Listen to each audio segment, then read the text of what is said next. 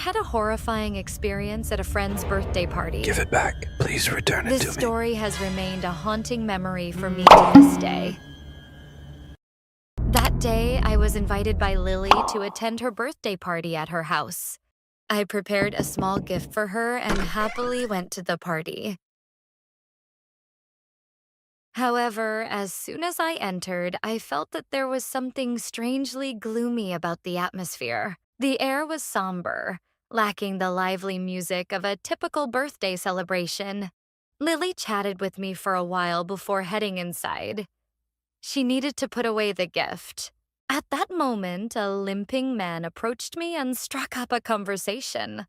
Hello, you're Lily's friend, right? Yes, and you are? I'm Lucas, Lily's older brother. Really? I've never heard Lily mention you before. Just then, someone bumped into me forcefully, causing me to stumble and fall toward Lucas. As I touched him, I was startled.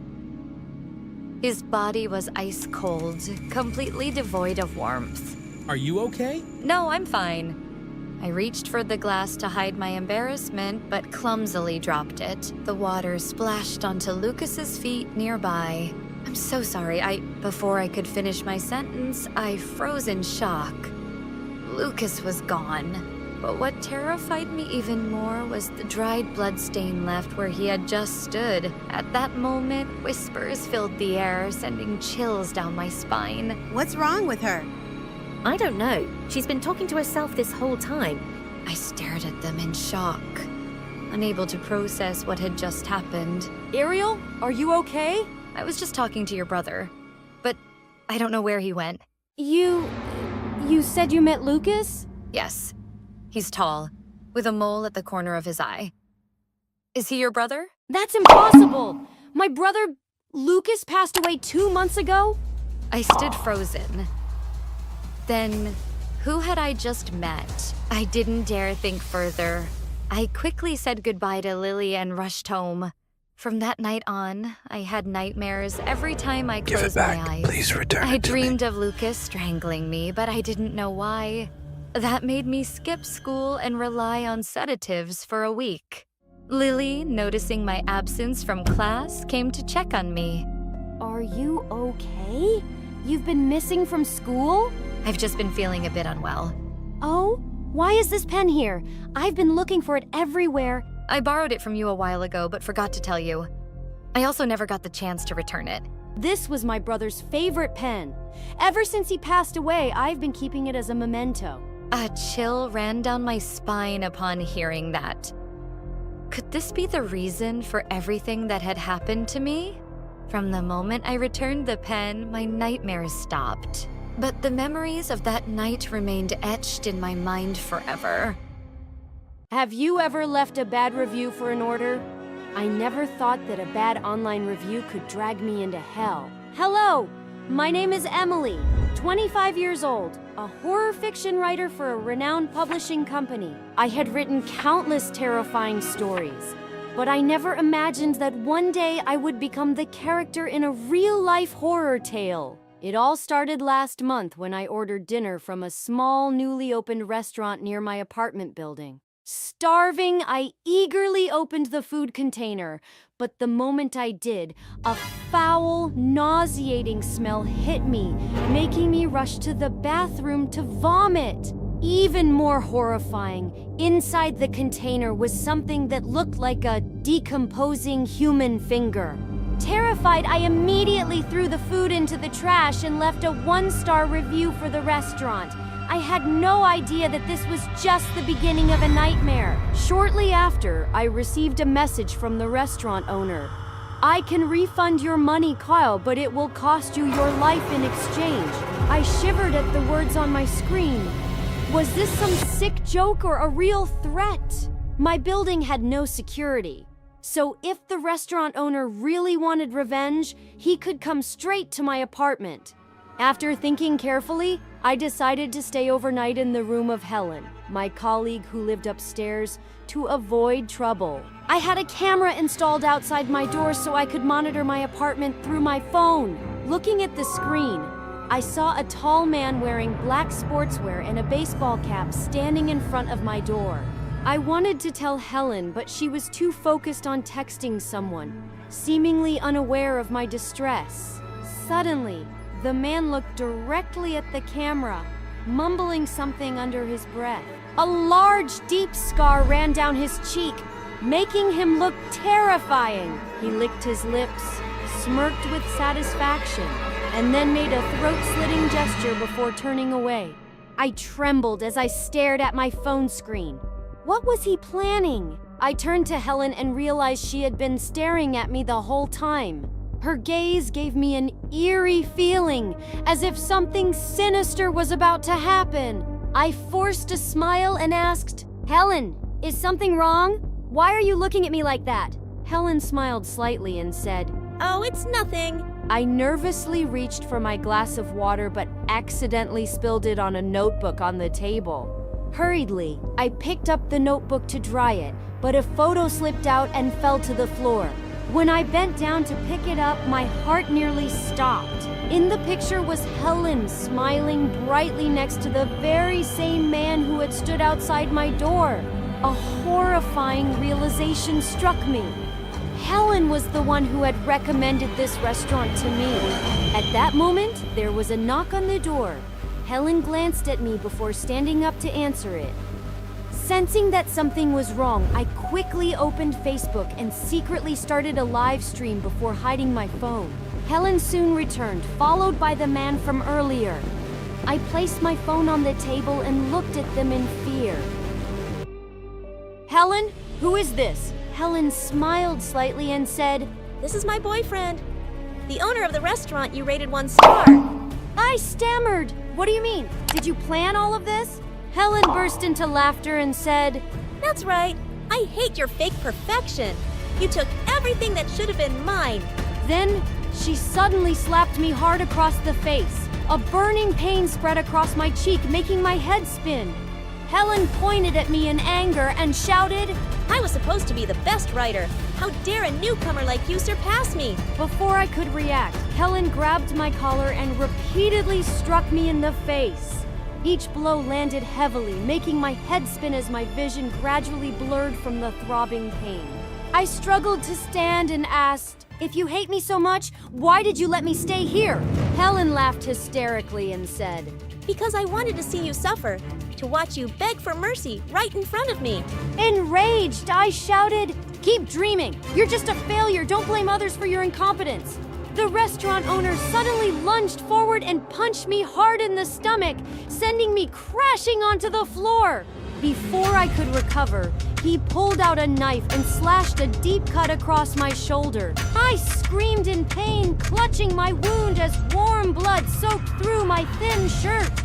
Helen stood over me laughing. Emily, beg me, and I'll let you die painlessly. Through gritted teeth, I spat back. I will never beg a loser like you. Furious, Helen snatched the knife from her boyfriend's hand and lunged at me. Just as I thought it was the end for me, a loud, urgent knocking sounded at the door. Helen froze, turning her face toward the door, silently observing the commotion outside. Sensing my chance, I immediately sprang up, kicked Helen away, and sprinted toward the door. Standing outside was Lucy, my close colleague from work, her face filled with panic. Lucy quickly caught me and asked worriedly, Emily, are you okay? I gasped, Help me! Helen wants to kill me! Before I could explain further, Helen shouted angrily, Don't think you can escape from here. She gripped the knife tightly and charged at us, her bloodshot eyes filled with madness. Lucy and I froze in fear as Helen's twisted expression made her look like a completely different person. Suddenly, the sound of heavy footsteps echoed behind us. Police officers had arrived. It turned out that when Lucy saw my live stream, she immediately called the police and rushed to my place. Helen and the restaurant owner were swiftly restrained and taken away before they could fight back. I let out a sigh of relief, but as the adrenaline faded, pain overwhelmed my body. Exhausted, I lost consciousness and sank into darkness. When I woke up, I found myself in the hospital, my wounds carefully bandaged. This nightmare was finally over, but the scars it left behind would haunt me forever. After a long, tiring day at work, Emma had a habit of soaking in the bathtub, letting her body relax and washing away all the stress. Lately, she had noticed something strange. Her shampoo, body wash, and even toothpaste were running out faster than usual. At first, she thought maybe she had been using them too carelessly, so she tried to be more frugal. However, an uneasy feeling kept growing inside her, even though she couldn't quite explain why. That evening, after taking a bath, Emma wrapped herself in a soft blanket, turned on the TV, and relaxed. Authorities have issued a high-priority warning regarding the escape of a dangerous criminal with a history of multiple homicides. The fugitive has been at large for several days, and the latest sighting places him in Orange County. Residents. Oh my God, how dare I go outside? A chill ran down her spine. She stood up immediately, checked the front door and windows, and locked everything tightly. After making sure there were no gaps, she returned to her bedroom.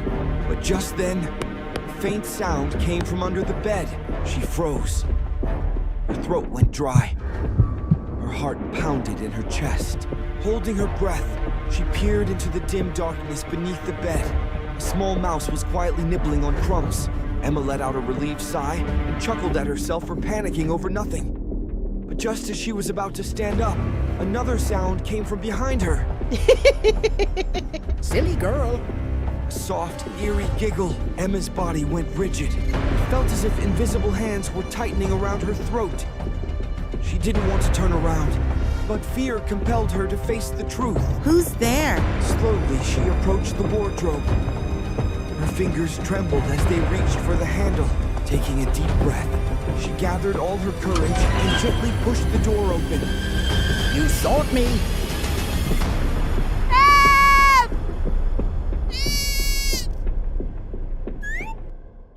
After 5 years as a delivery worker, I never thought a single order could cost me my life.